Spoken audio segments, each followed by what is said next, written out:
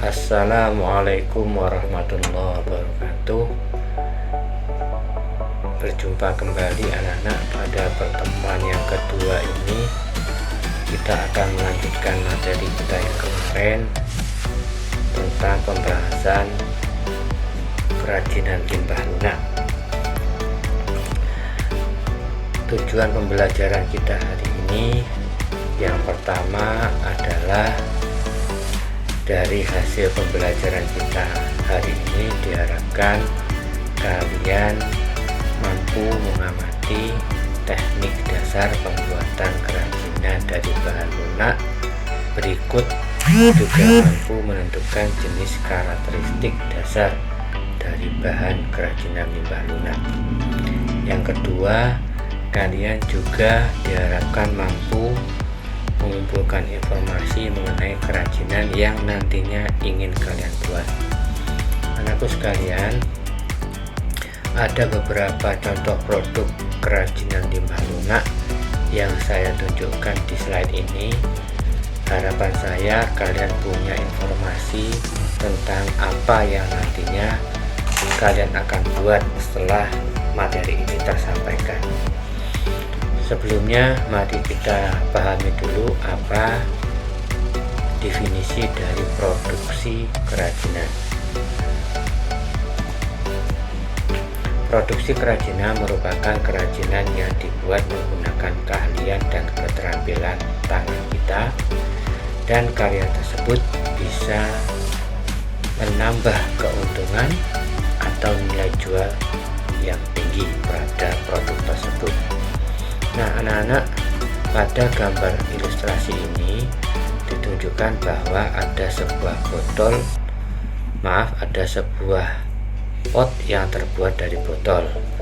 Nah ini menunjukkan bahwa ada kreativitas seseorang sehingga sebuah botol yang tadinya tidak ada manfaatnya bisa dirubah menjadi sebuah pot yang menarik yang bisa meningkatkan nilai jual.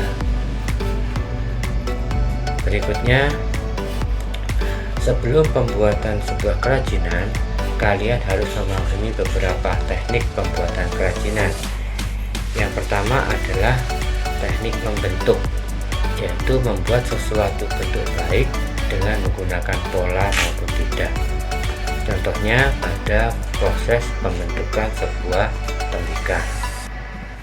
Yang kedua adalah teknik menganyam, yang mana berarti mengatur bilah atau lembaran-lembaran secara tindih menindih dan silang menyilang.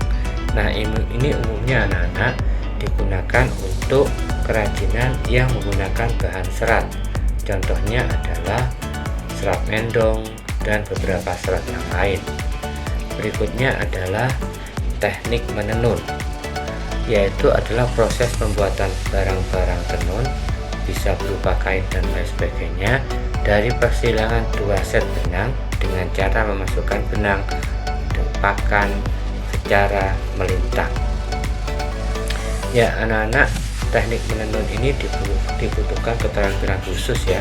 Jadi jika kalian belum mampu untuk menenun, sebaiknya kalian jangan dulu memilih teknik ini.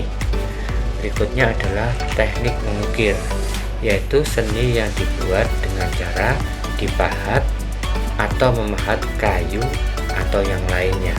Ya anak-anak, teknik mengukir ini bisa kita pelajari secara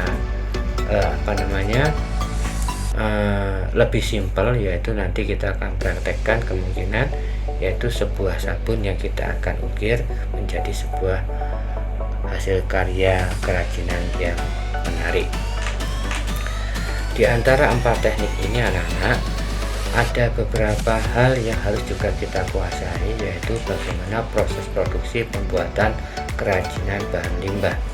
Prosesnya ada 6. Yang pertama adalah pemilihan bahan lunak. Jadi anak-anak, untuk memperoleh sebuah produk kerajinan yang baik, kita harus melalui proses ini ya.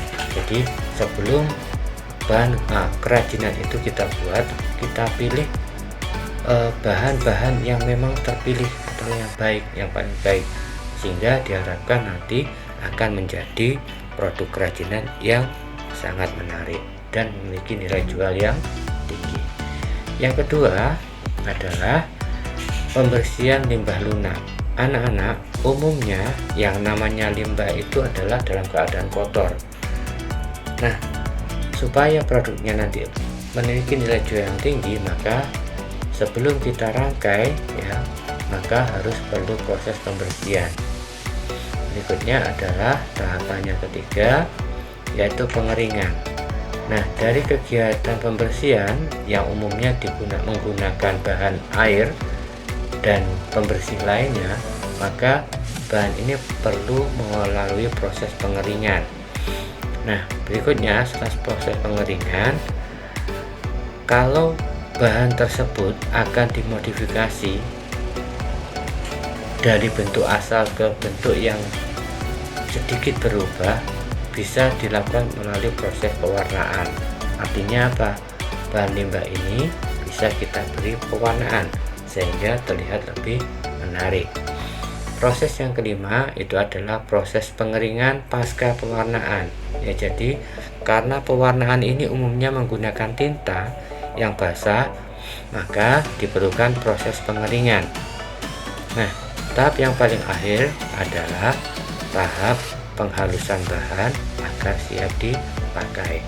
Nah, ini disebut juga dengan proses finishing sebelum bahan kerajinan itu siap untuk dipajangkan atau juga diperjualbelikan. Anak-anak sekalian, Pak Andi punya beberapa contoh, beberapa gambar limbah yang umumnya dari gambar-gambar ini bisa dimanfaatkan untuk kerajinan. Coba silakan amati mulai gambar nomor 1 sampai dengan gambar nomor 9. Nah, anak-anak, ini kemungkinan akan saya keluarkan dalam evaluasi di akhir kegiatan pembelajaran ini. Silakan amati nomor 1 yang di situ ada gambar koran bekas, 2, 3 sampai dengan nomor 9. Ya, kita ke slide berikutnya. Anak-anak sekalian, setelah kalian memahami apa yang sudah Pak Andi jelaskan mulai dari awal sampai dengan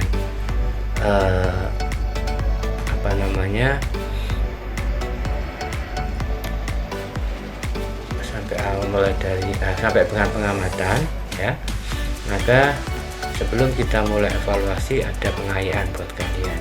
Ya, pengayaannya adalah carilah sebanyak-banyaknya dan identifikasilah bahan-bahan limbah lunak organik yang ada di sekitarmu yang dapat digunakan untuk pembuatan kerajinan. Di samping itu, kamu juga dapat memperoleh informasi dari sumber-sumber lain seperti internet, studi pustaka, majalah, atau surat kabar.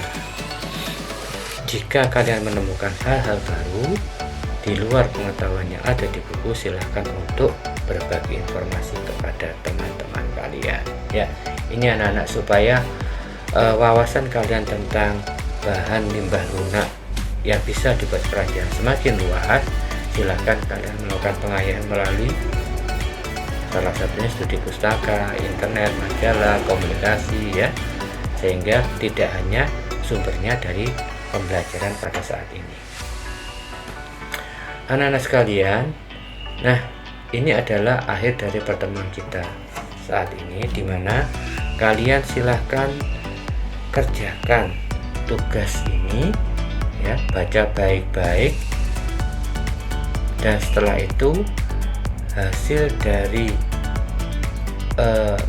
apa yang kalian baca, silahkan jawabannya diingat-ingat boleh atau dicatat di satu lembar kertas, dan nanti jawabannya silahkan pindahkan ke jawaban Google Form yang sudah Pak Andi sediakan setelah tayangan materi ini ya. Jadi nomor 1 silahkan dibaca dengan seksama, 2 juga sama, nomor 3 dan nomor 4 dan 5 ada di slide berikutnya. Silahkan dibaca dulu. Ya, kalau dianggap waktunya kurang cukup, silakan nanti tayangan ini boleh di pause ya, supaya kalian bisa memahami maksud dari pertanyaan yang ada. Ini soal nomor 4 dan 5 sama. Silahkan nanti kalau ternyata tayangan ini dianggap terlalu cepat, bisa kalian pause supaya bisa dipahami dengan baik. Ya anak-anak sekalian, ini adalah soal terakhir latihan kita ya. Silahkan jawabannya dimasukkan ke formulir Google yang sudah Pak Andi siapkan pada akhir tayangan materi ini. Ya anak-anak sekalian, kurang lebihnya pertemuan kita yang kedua ini cukup sekian dulu. Insya Allah kita bertemu kembali pada pertemuan ketiga yang akan datang. Wassalamualaikum warahmatullahi wabarakatuh.